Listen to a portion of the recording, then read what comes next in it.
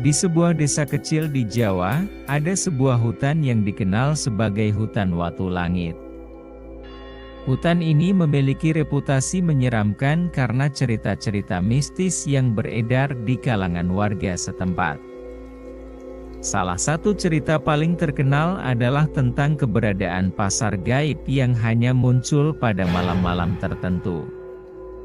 Pasar ini dikatakan sebagai tempat berkumpulnya makhluk halus, dan hanya sedikit orang yang pernah mengaku melihatnya. Bayu, seorang pemuda desa yang dikenal pemberani dan penasaran, memutuskan untuk mencari tahu kebenaran tentang pasar gaib ini. Bersama dua temannya, Raka dan Sari, Bayu merencanakan perjalanan ke hutan pada malam bulan purnama, saat konon pasar gaib sering muncul. "Kalian yakin mau ikut?" tanya Bayu saat mereka berkumpul di depan rumahnya. Raka mengangguk dengan wajah tegang. "Aku sudah mendengar cerita ini sejak kecil. Aku ingin tahu apakah itu benar." Sari, meski sedikit ragu, berkata, "Kalau kita bersama-sama, aku rasa kita akan baik-baik saja. Lagi pula, aku ingin melihat apa yang sebenarnya ada di sana." Malam itu, mereka membawa senter, makanan ringan, dan doa yang dipanjatkan oleh keluarga masing-masing. Dengan langkah mantap, mereka menuju ke hutan Watu Langit. Setelah berjalan selama 1 jam, mereka mulai merasakan perubahan suasana. Udara terasa lebih dingin, dan suara-suara hutan yang biasanya ramai tiba-tiba menghilang. Mereka hanya bisa mendengar langkah kaki mereka sendiri dan suara ranting yang patah saat diinjak. "Kenapa jadi sunyi begini?" bisik Sari, menggenggam erat tangannya sendiri. "Mungkin kita sudah dekat," jawab Bayu dengan suara pelan, mencoba menenangkan dirinya sendiri lebih dari Sari. Tiba-tiba, mereka melihat cahaya di kejauhan. Cahaya itu berkelap-kelip, seperti lampu-lampu yang menerangi sebuah tempat. "Itu pasti pasar gaib," seru Raka dengan antusias. Namun suaranya segera ditegur oleh Bayu, "Jangan terlalu keras. Kita tidak tahu siapa atau apa yang ada di sana." Mereka mendekati sumber cahaya dengan hati-hati.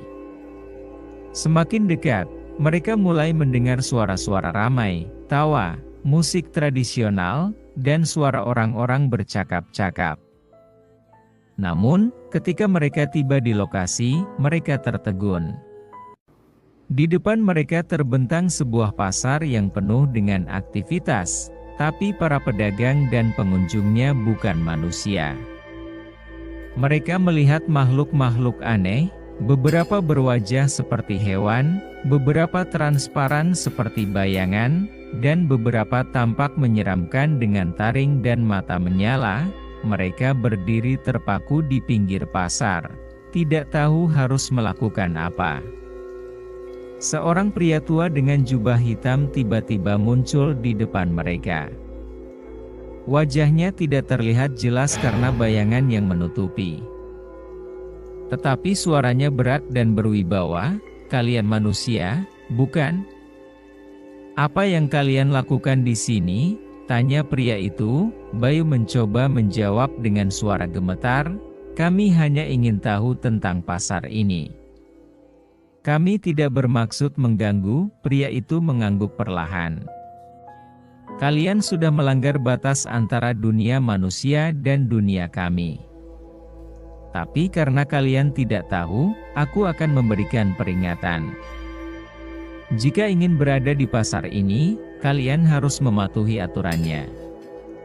Jangan membeli apapun, jangan makan atau minum, dan jangan berbicara dengan siapapun kecuali aku." Ketiganya mengangguk setuju, meskipun rasa takut mulai merayap di hati mereka.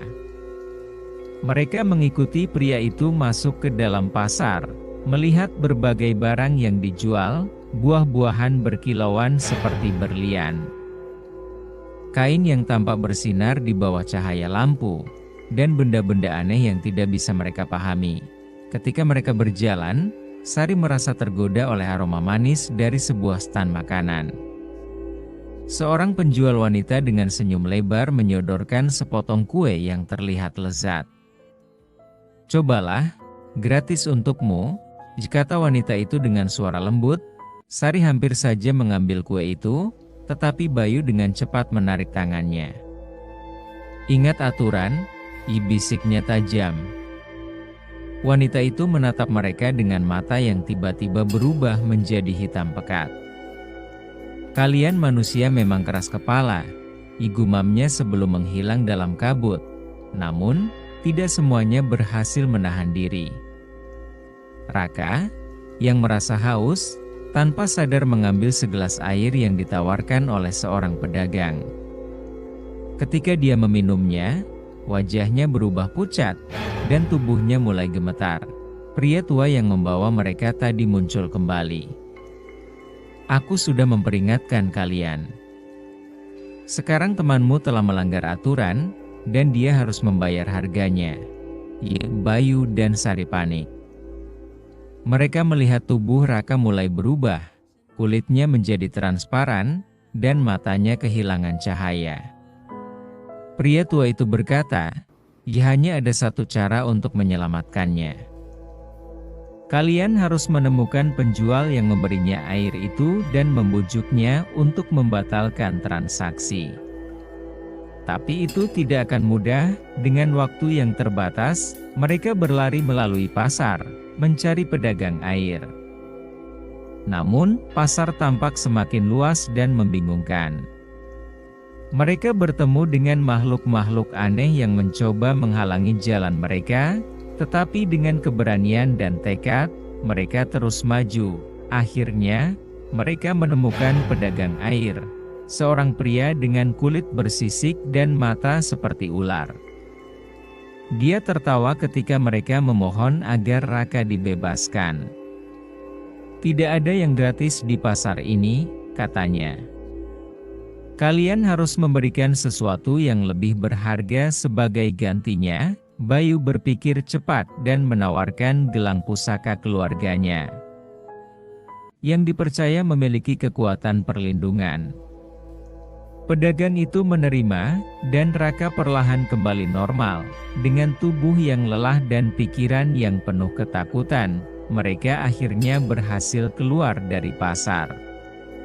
Saat mereka melewati batas hutan, suara pasar perlahan menghilang, dan suasana kembali sunyi. Mereka berjanji untuk tidak pernah kembali ke tempat itu dan merahasiakan pengalaman mereka dari orang lain. Namun, malam itu, Bayu menyadari bahwa gelang pusaka keluarganya tidak sepenuhnya hilang. Di pergelangan tangannya, ada bekas luka berbentuk simbol aneh. Seolah-olah pasar gaib itu meninggalkan jejak abadi pada dirinya. Cerita mereka menjadi peringatan bagi siapapun yang mencoba mencari tahu tentang dunia lain. Ada hal-hal yang lebih baik dibiarkan tersembunyi, jauh dari rasa ingin tahu manusia.